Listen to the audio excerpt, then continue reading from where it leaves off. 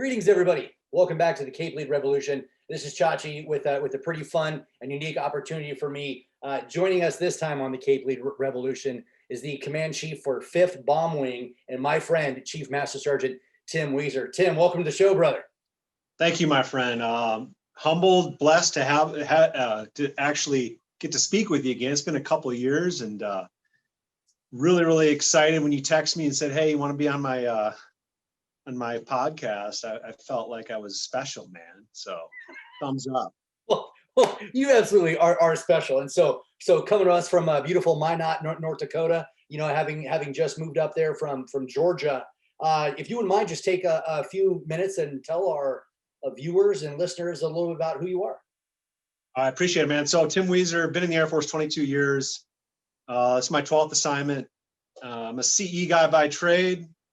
I've been doing the command chief thing for about 2 years now. Absolutely love it. About 5 deployments underneath my belt. Had the privilege of working with Chachi back in 2017-18 in Kuwait. One of, if the not best assignment of my career, 365, and did a lot of great things downrange with Chachi and crew. Love the Air Force, bleed blue, and you know, I feel lucky and humble enough to continue to serve the United States Air Force after 22 years, and you know, still staying healthy enough to rock and roll and get her done. You bet. You know, and for me, that Kuwait time was just so amazing, and you know, just getting to work with you was huge, and I just appreciated all the honest conversation. You know, the good back and forth. Sometimes the critical feedback. You know, sometimes the necessary feedback, and then, you know, just us trying to find our way to persevere through some of the struggles that we had there on base. Like, what was just an amazing year for me to get to work with you know, and Scott Ransom. You know, I was there the majority of the time with, as far as you know, 2 amazing group chiefs. Like holy shit, man! Like that was so much fun. You know, so going through it and then stepping into your command chief role, what has that been like? How do you like it? So it's best job in the Air Force by far that I've had. You know, it's full of ups and downs, I'll tell you that. Mountains of peaks, and then valleys down in the ditch as well. So it's the emotional ride of being a command chief was never what I thought it was going to be. I thought it'd be more level, lot more going on at an installation. You know, my previous installation, we had a lot of civilians, we had a lot of mission partners, so I had to look at that. Now, my new assignment, it's more down and in and up and out with global strike, and a lot more airmen here, 6,000 plus. So really feel dedicated to take care of them and their families 24/7, 365, man. But I absolutely love my job right now. You know, and you're just the perfect kind of person to do it. Where, you know, you care about the people, you care about the mission, and anyone who talks to you for 5 seconds will instantly get that. They'll get that you are, you know, true blue Air Force, but not overwhelmingly so, and or arbitrarily so, right? There's people who just follow the rules and do whatever because the military book says this. You know, one of the favorite things for me is you absolutely see the humanity behind the uniform and the individual contributor, the human weapon system. Have you always been like that? Like, have you always been able to do that? Because so many people that I see can't necessarily, because you're like, hey, you joined the military, so just do what you're told. But you seem to see the human being so effortlessly. Yeah, I guess it's a great question. So like my mother was like that. She was very led with the soul, the heart, you know, and she died at a young age. So I think I get a lot of that from her. I was more tight with her than my father. My father's more rigid, hardcore, right? So when I came in the military, I looked at everybody, every airman, their family member as a, you know, an individual that grew up in a different spot. Every single individual has their story. In order to lead them properly, we need to know their story. So yes, I am a huge fan of the human being is the #1 weapon system in our Air Force. It ain't the nuclear weapons, it ain't the F-35, it's the human.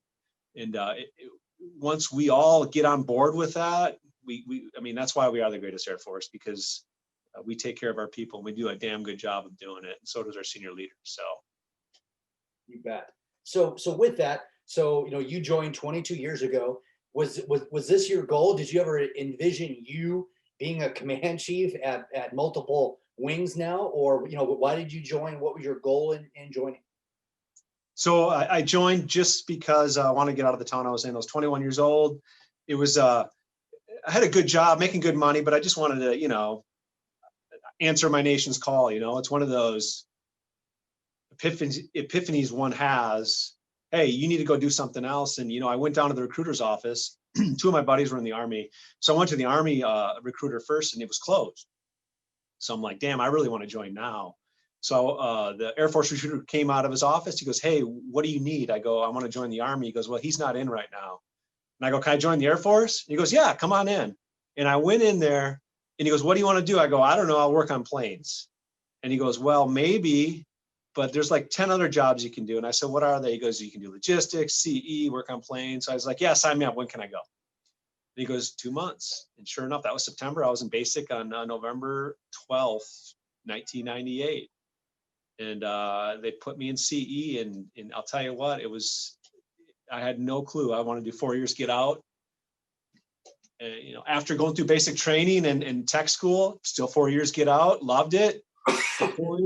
Deployed about 6 months in Saudi Arabia as a one striper, really seen, what's going on in Southern Watch at that time out of Saudi Arabia. And I'm like, wow, this is really cool. I kind of like this.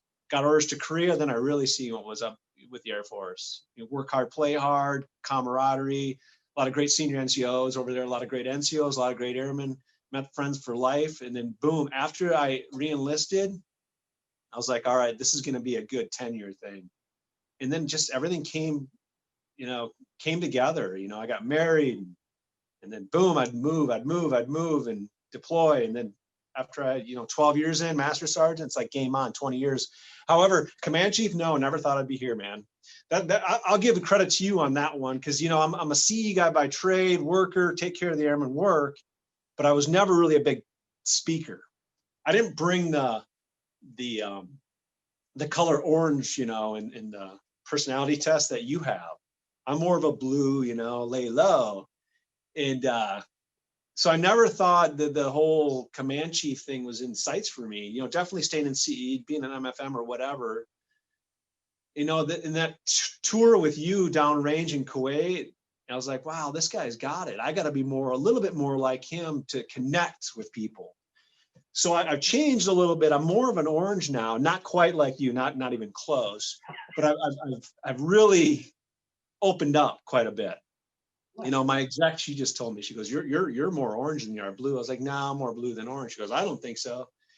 And I'm like, I get that from a guy I used to work with in 2017. So it's funny. Well, I definitely appreciate the compliment, right? But because it's one of those things. But I also know the amazing drawbacks to having this type of personality, and so there's a lot of things that I wish I could be more blue, or I don't think I could ever be gold, right? I don't know if that's ever in the cards for me. But yeah, man, like, I mean, you just had a great story and so much fun to work with. And then at the same time, like you had some challenging leadership at the time. I think I'll just kind of leave it at that to work with.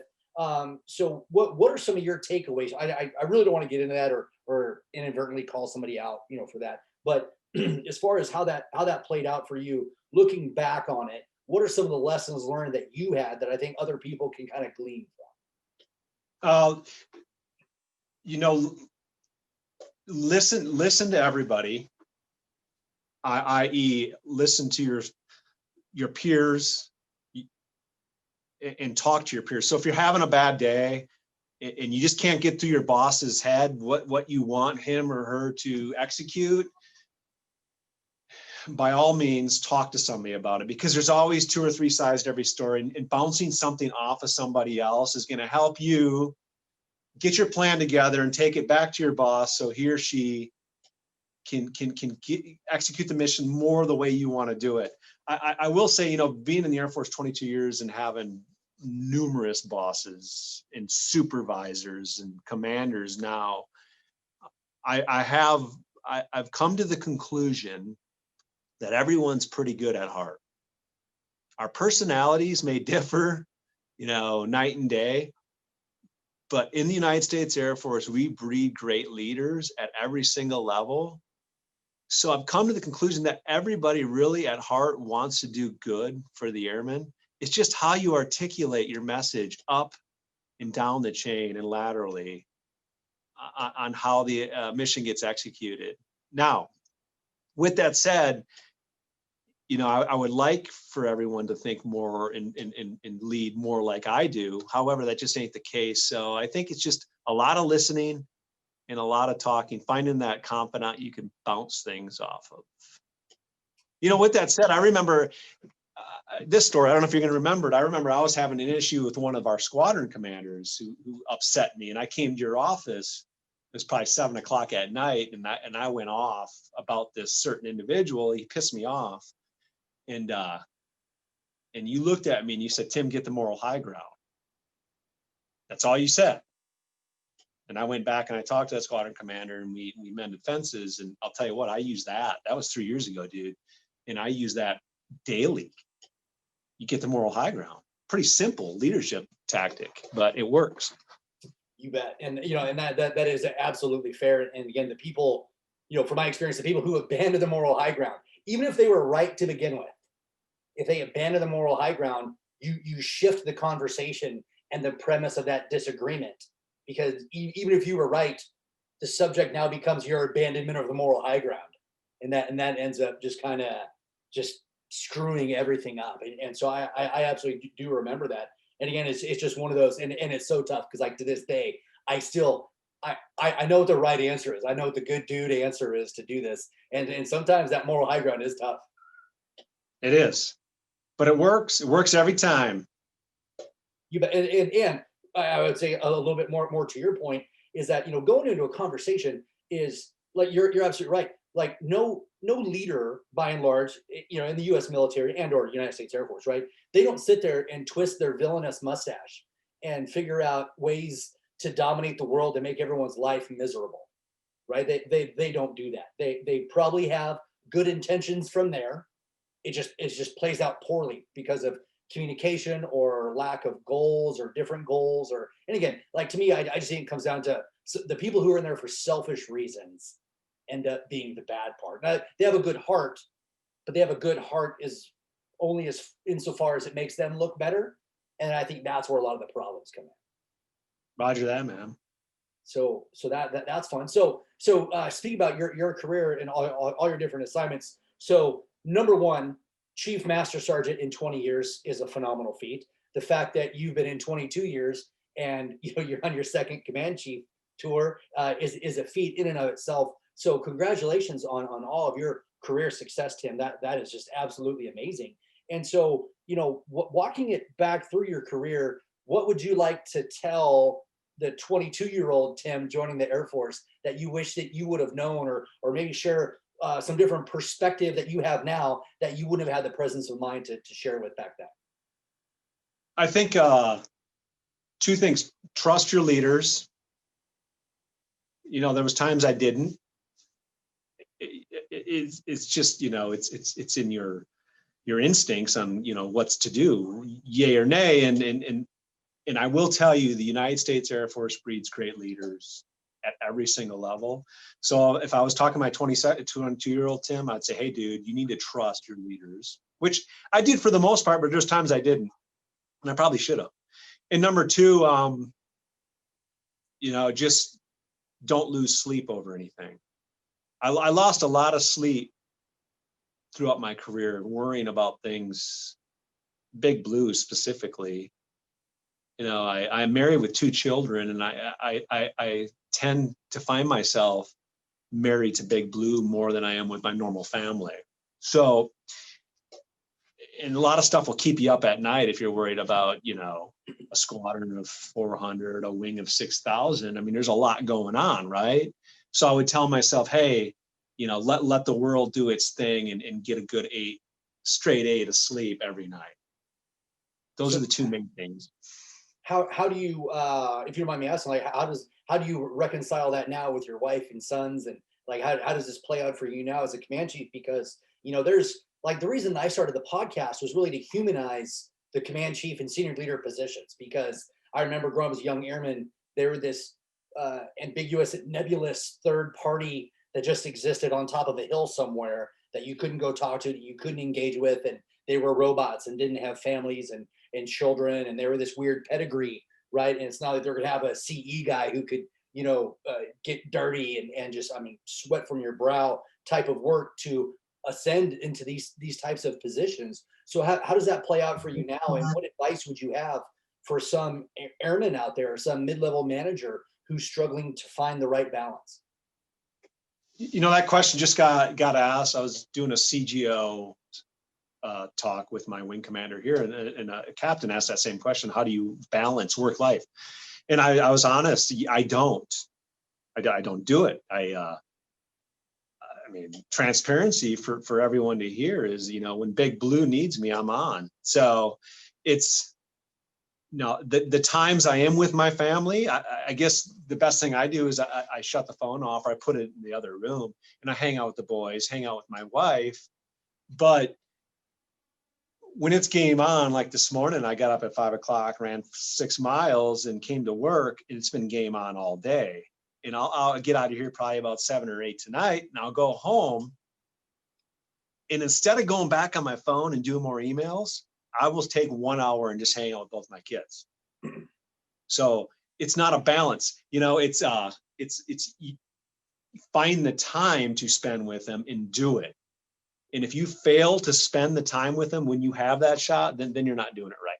So that's the only advice I have for that. But I'm not good at that. I wouldn't be. I get an F in that factor if I was getting graded right now on work-life family balance. Well, no, like I honestly think that in and of itself is a good answer as well, as long as it's, like you're saying, distinct and purposeful. If I've come home and I've only got 2 or 3 hours of consciousness to give to my family, I got to give them that 2 or 3 hours. And if it's good and it's purposeful and it's heartfelt and focused around that thing, I mean, I think that's a completely okay answer to give. The job is what it is, right? And that's tough. And if it becomes too tough, like me, I had to quit and step out and say, hey, it's just time for me to retire and be a dad.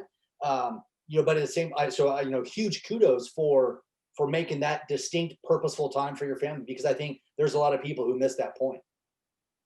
Yeah, and I love my spouse, and she's all in too. She gets it 24/7. I mean, ever since I've been in the military, if the Air Force calls, she's like, go do what you got to do. And so 100% support from her. So that makes it easy too. And both my boys too. Nice. They're troopers.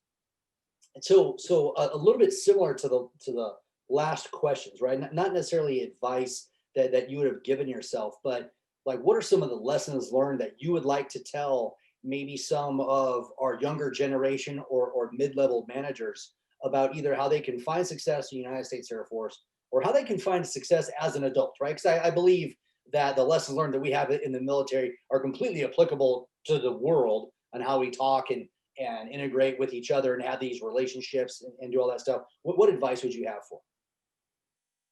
Attitude, have a good attitude. So I tell the FTAC guys this, is when you come in the Air Force, the Air Force tells you to get a haircut, they tell you what time to come to work, they tell you to go in 12s, they tell you to deploy, they tell you all these things, right? It's very hierarchical. However, your attitude's freedom. You can either have a good attitude or a bad attitude, and it's totally up to you. So, one thing that has worked for me is my attitude.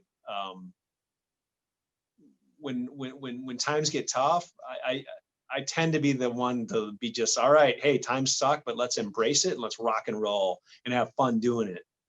And that's really gotten to me where I am. I'm not smart. I don't got a 50-pound brain, barely passed high school. I do got my college degree, but it took some time. But my attitude's got me a lot farther than my mind has. So have a great attitude. And I think that's one of the things I liked about you most when I first met you in Kuwait, was this amazing attitude, and just, hey, let's just go get the job done and make all that stuff happen. And it's funny, I'm a huge believer in karma, right? And it's the energy you put on the universe is the energy that comes back to you. And then, like, life's tough enough. You don't have to be an asshole, right? Let's do what we can to smile and have fun with whatever we have to do. And man, I couldn't agree with that more. That's amazing. Outstanding.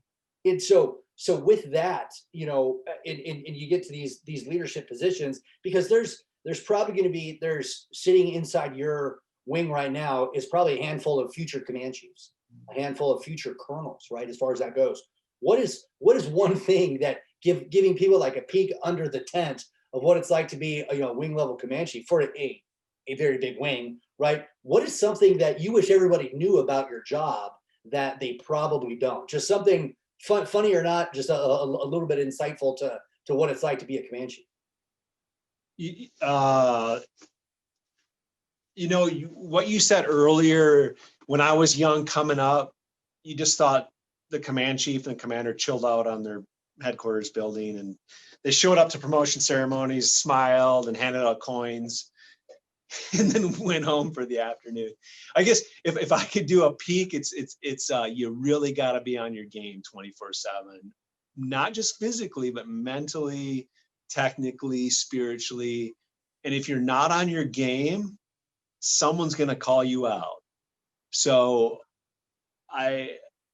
the peek under the curtain is it's a lot of work. It's great, but you don't get much sleep, and you better be on your game, and you better read everything and just be on it.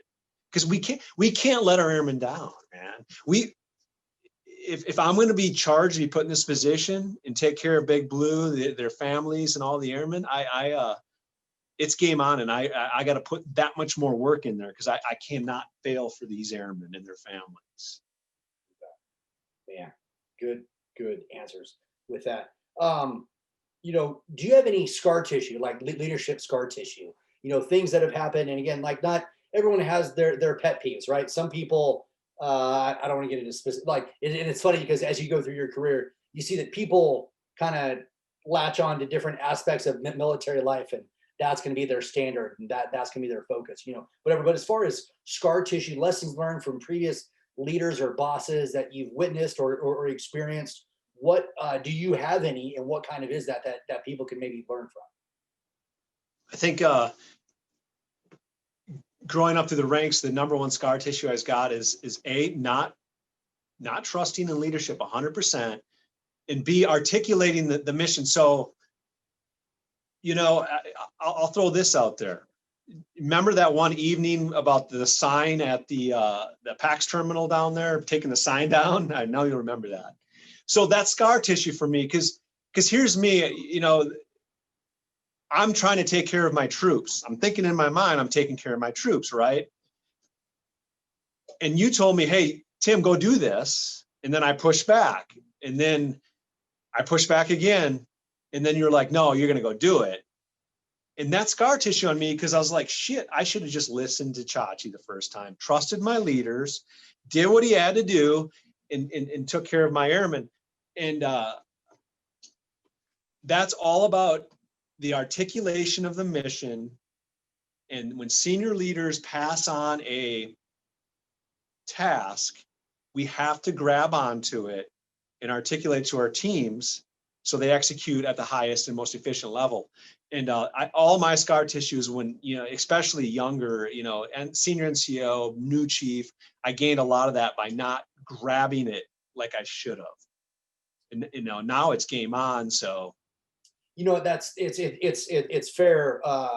But your criticism of yourself, I absolutely remember that. I remember us having that conversation. But realistically, that's on me too, for not being able to clearly articulate why this had to happen. And for everybody out there, we were at a base in Kuwait, and we were a huge hub. So a lot of transients coming through there, and a huge busy passenger terminal. I get a phone call from a fellow command chief in the AOR. He said, hey, just heard from someone on my team who was traveling through that says that there's a sign inside your passenger terminal that says no sleeping. I'm like, that can't be right. like this is what you do in passenger terminals while you're waiting, you're going to sleep.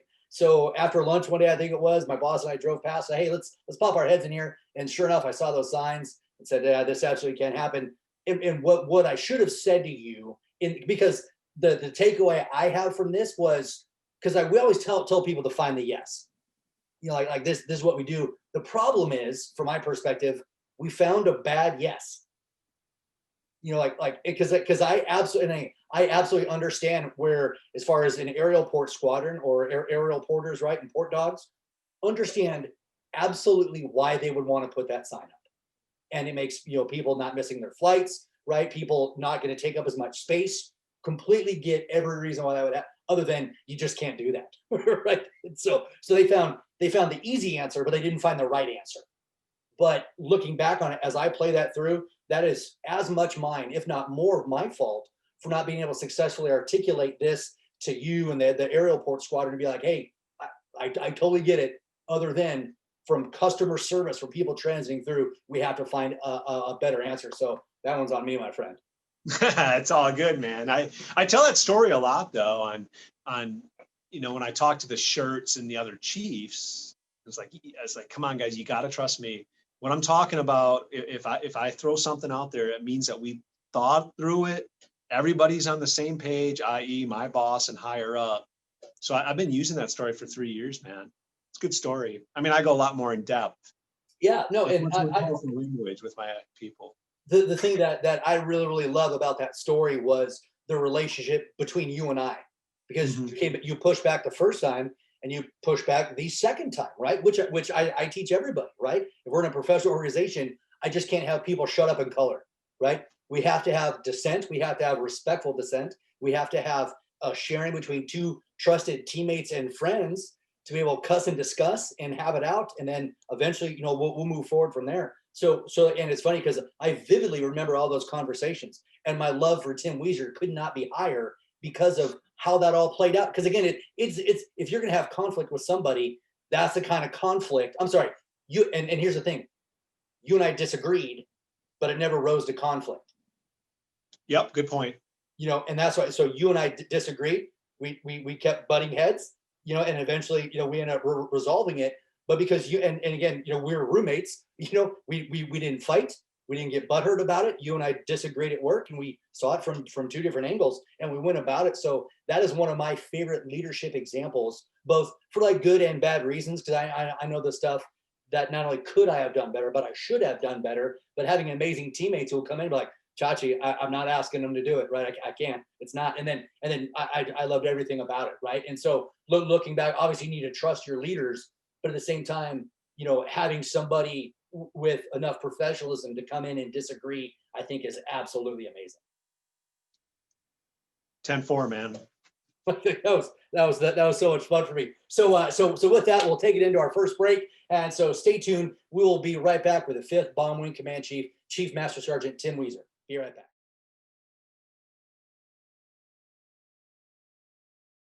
All right. Welcome back from break here with my friend and Command Chief Tim Wieser. So Tim, we just mentioned just a little bit ago, you moved up to Minot, North Dakota, right? For those of you not familiar with the Air Force, it's in northern North Dakota, as far as that goes. And there's a phenomenal phrase about getting orders to Minot. They say, why not Minot? And the answer is freezing the reason, right? So it gets a whole lot of bad press. However, with a very rare exception, anyone I have ever met has absolutely loved their time there at Minot. So, man, I kind of want to hear your thoughts about it. So I was stationed here from 03 to 05.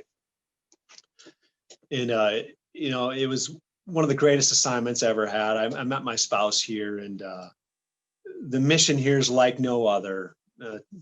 2 legs of the nuclear triad up here, and the people up here are just absolutely amazing. Absolutely amazing. The community is too. Does it get cold? Yeah, it does. However, there's plenty to do in the winter months here as well.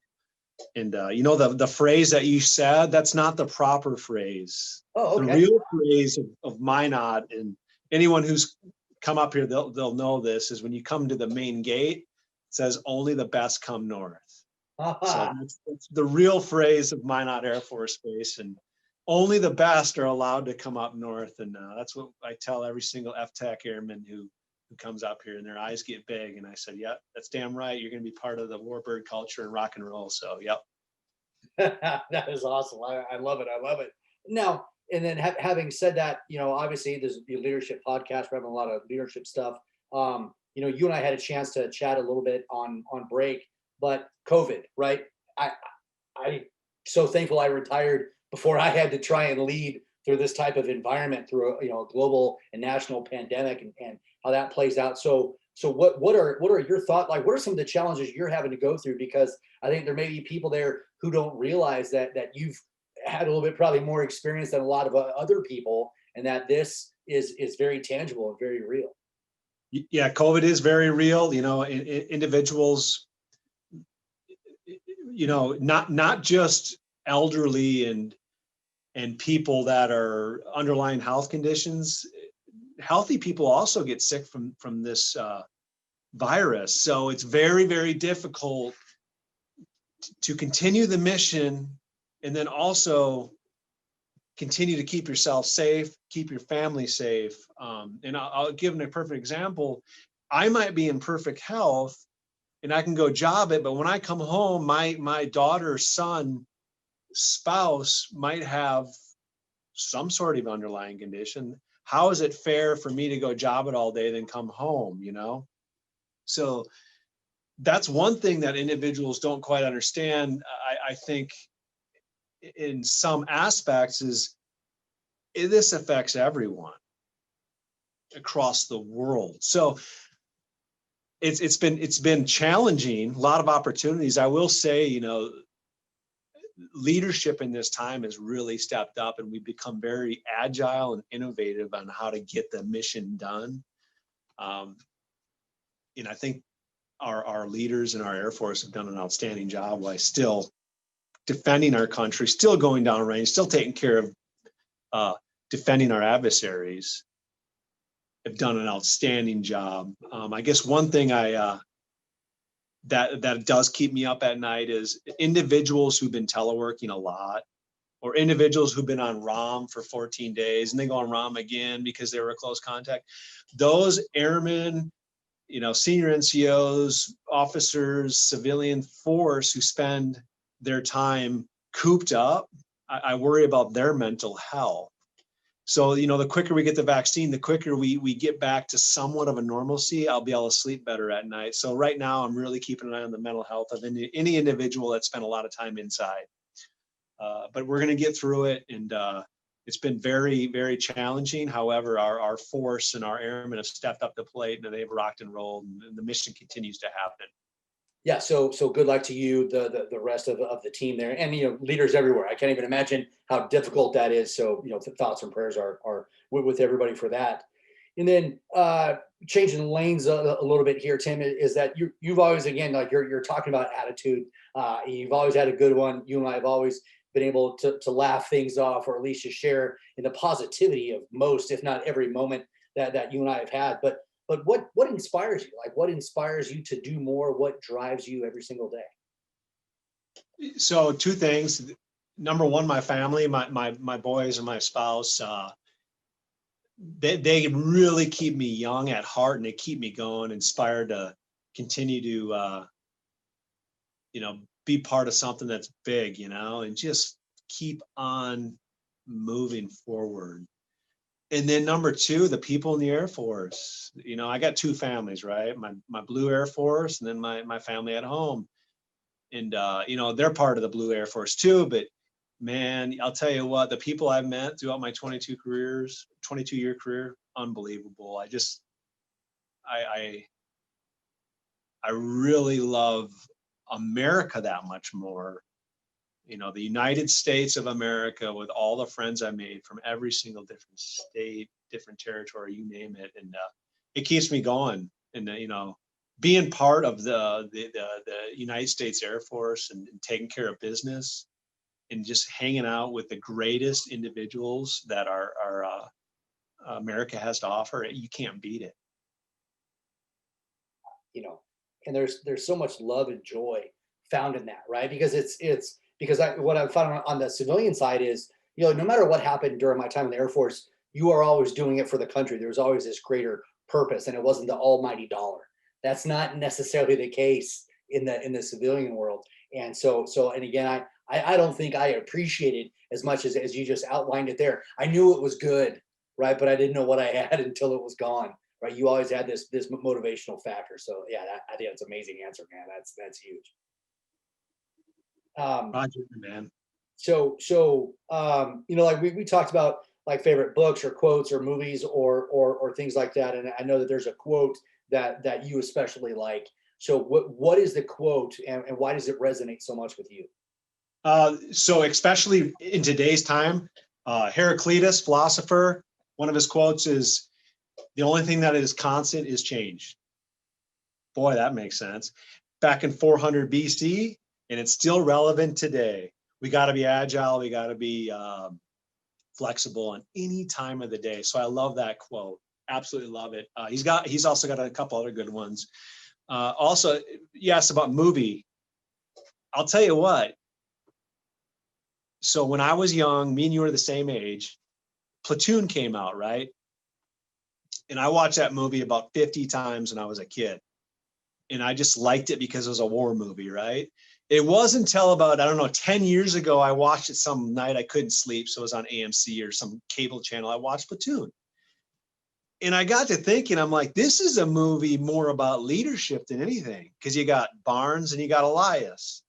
You got one leader who's hard ass, and you got the other one who's leading with the soul. And they're taking, the platoon into the jungle, and they're trying to get by. And that movie is outstanding. When you break it down, seeing the different leadership tactics that both of them had to use at both times. Unbelievable movie. That's probably one of my favorite. That Casualties of War too. It's good. Michael J. Fox and Sean Penn. Sean Penn, yes. Yeah. So, and again, it's funny because, and you know, as is my chosen profession in retirement, you know, choosing to focus on leadership, everything that I do and see gets filtered through a leadership lens. You know, and so, you know, I watch Disney movies and it's about leadership, right? I watch war movies and it's not about the actual war, but it is about the leadership. And so, you know, it's funny because I haven't seen Platoon in a number of years, and I was 36 when I found out. So almost 10 years ago, when I found out I was passionate about leadership and this is what I wanted to do, right? And so I haven't seen it in 10 years, but now from my, you know, you break it down because the two different cliques that had developed between Barnes and Elias, and you had the hardcore dudes, then you had the stoners, right? But you had the people but the stoners was the true brotherhood, right? Of everything else, and not just the methodical, mechanical, let's go wage war. And you ever seen a head come apart like that? You know, kind of human being. And so that's very interesting. I think I'm gonna have to.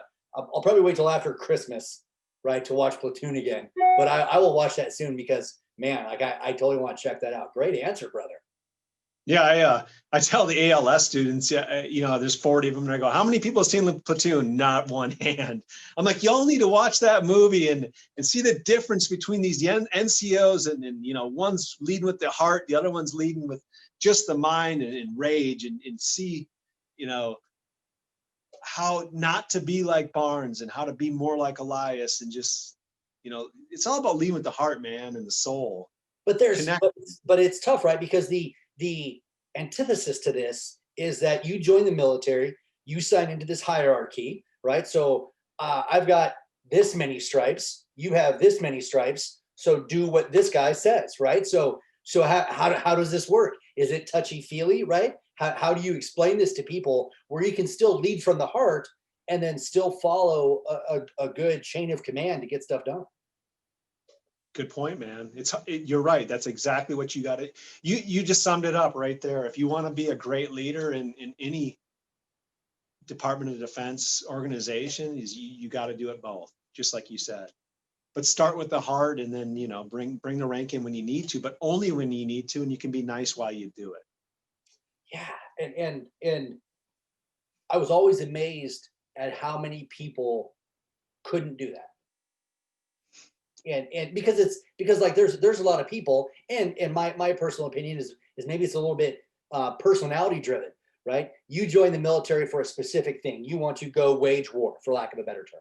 So I'm going to go and I'm going to wage war, and this is what war is. And someone's going to tell me to do something. I'm going to go do that, and that's it. This is the assignment. And then all of a sudden you brought up the fact that, well, hey, maybe I need to know what motivates you, right? Or like maybe you've got a personality that doesn't mesh with mine. So now we have to have a conversation. And so I've watched so many leaders struggle with this, where they don't see the human being behind the stripes or the bars or the leaves, and so it ends up being tough. Roger that. Oh, painful. But again, good. So what would you say to those people? Like there are some people, and again, to your point, it's not that they don't get it or that they don't care about people. Maybe they're focusing on the wrong thing, or maybe they joined the military for this specific type of thing, and now we're depriving them of that, right? So how does this conversation work out? You know, you got to get to know them. Get to their inner soul, where they're from, how they're raised, how their supervisors was, and just get to really understand their character. And then, try to, get them to think more like you, empathy over apathy, it's in our creed, our NCO creed, we preach it. So, I think the individuals that are really, really hardcore in thinking a right or wrong, and that's it, there's no in between.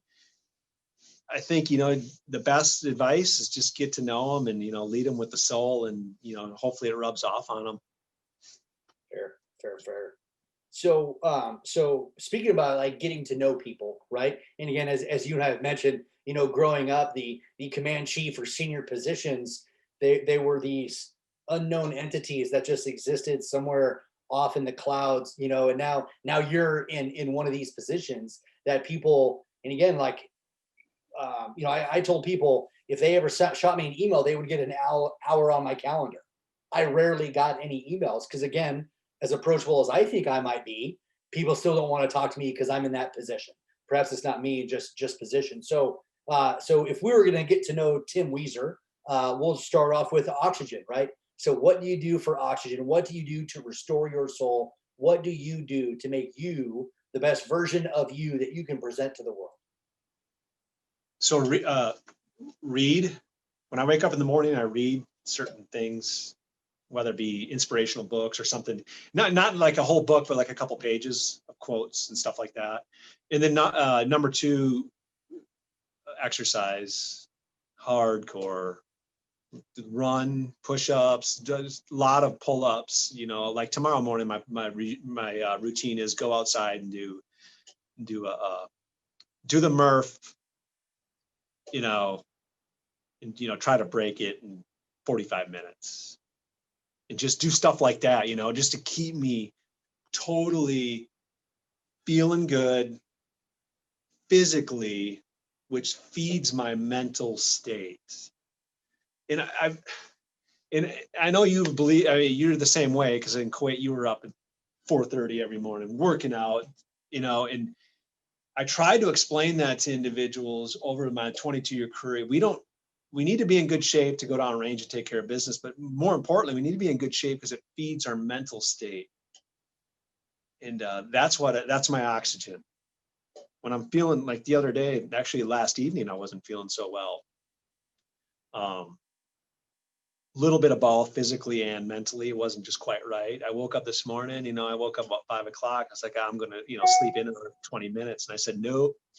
Woke up out of bed, went outside, and it was windy. It was about 30 degrees, but it was windy. I was like, I don't want to run in the wind. So I got in the car, went to the gym, and, hashed out 6.5 miles on the treadmill. And I'll tell you what, I felt like $1 million after that. And I still do. And it's, 6:30 here. And I still feel like $1 million from just sucking it up this morning. You ever watch David Goggins? Yeah, he and I were in tech school together. Oh, really? So that's another thing. I'll if I'm really having a pity poor me day, I'll just watch one of his 3-minute skits. And I'll be like, all right, I'm on now. Yeah. Anyway, he's such a good guy. And it was funny because he's had that energy. I met him in like the late summer, early fall of 1994. And then he was a TAC P, went to Fort Campbell, and got out of the Air Force, eventually went in the Navy and did that. But yeah, great energy, great dude. Same, 25 years later, still the same person. Pretty awesome, man. I figured you knew him. And that's everyone in the TAC P world. And it's funny, right? Because I honestly feel bad because he has his book out and he just released a non-swearing version of the book, right? Which I absolutely love that he would do that. At the same time, if you can't listen to authentic David Goggins, you're probably not going to get his message anyway, right? For a lot of those things, and you may disagree with the language, other than it works for him, and he's very bold, he's very honest, and he tells it like it is. And he mentions, he doesn't have a whole lot of friends, right? Maybe his attitude or doesn't lead that way, but it has worked for him. He's been very successful with it, and so I love the fact that he owns who he is as an individual. I think that's one of the greatest lessons I think people could learn. Yeah, I agree. So going along those lines, one of my favorite questions to ask people, and again, just to give us a little bit of insight to who you are as just a human being without the stripes on, without the titles of command chief or husband or father, any of that stuff, is what would you do in life if money were no object and you knew you could not fail? Live up in the mountains of New Mexico, Arizona, and cut grass. Nice. The Bermuda grass of the desert's the best. So after Kuwait, I went to Holloman, right? Yep. In my backyard was a mess, and just ate up, chowed up. And I said, I'm gonna make this backyard the best backyard in the desert. And I bought tons of fertilizer and tons of grass in the Bermuda type. And I watered that grass every day for 18 months, and I had a beautiful backyard in the desert. And I was like, you know what? I'm moving back to the desert when I retire, and my wife's all about it too. And I'm going to have a big yard and cut it, and then go around and cut other people's grass. Nice. It's a great stress reliever. Well, there's obviously plenty of room here in downtown Phoenix. I would love to live next to a friend again. Yeah, that's where we're going back to the desert, either Arizona or New Mexico, one of the two. But absolutely love, because it's sunny all the time, just great area, stuff to do outside, and beautiful weather and great people. So yeah, that's what I would do. I mean, it doesn't sound like it's very exciting, but for me, I think I would love it. No, and again, I think that's absolutely amazing. I'm sitting at home, I'm doing some podcasts, but I'm stay-at-home dad, right? And so I went from a relatively successful Air Force career to dad, right? And I don't get out much, and I don't do much with COVID, but I've got the family here, and I'm doing what I want to do. And so, yeah, no matter what, right? It's worth it. That's right. I hear you, man. So in closing, Tim, man, thank you so much for spending time with us today. For you leaders out there, you caught every aspect of CAPE, right? So we talked about you have to care, you have to get to know your people. You're talking about alignment, right? You got to have that conversation, right? Because you're not going to know what you care about until you ask them. And then you can't affect change until you can realize how you can blend some of those two things together. We talked about difference in perspective. We talked about the true colors, 4 lenses and personalities, and just understanding that people are going to see it differently. And then we talked a lot about the expectations that we have just as human beings and as leaders, and what we can do to affect change. So Tim, thank you so much for being part of this.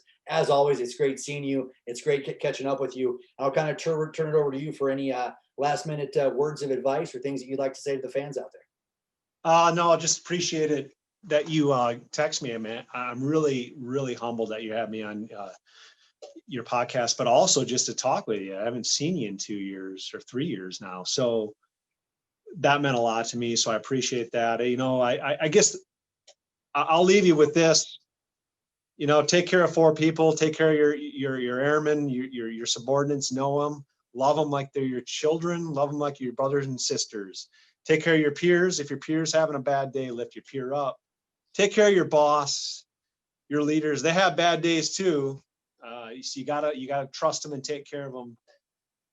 But lastly, and most importantly, you got to take care of yourself, mentally, physically, socially, spiritually, technically. Be the best you can be, so you can go ahead and lead and just, take care of business and be that person that everyone wants to follow. And life will be great, and have a great attitude. That's all I got, my friend. Phenomenal words to end on. So I won't even think of topping that. Hey, thank you everybody for tuning in. Again, if you have further questions, if you want to get a hold of Tim, if you want to talk to me, email me, chachi@capelead.com, Instagram @ChachiPachesa, Twitter @TimPachesa. Leave a message for me on the Cape Lead Facebook page. But thank you so much for joining us once again. We'll catch you here next time on the Cape Lead Revolution. And this is Chachi reminding you to always educate, anticipate, and dominate. We'll talk to everybody. See ya.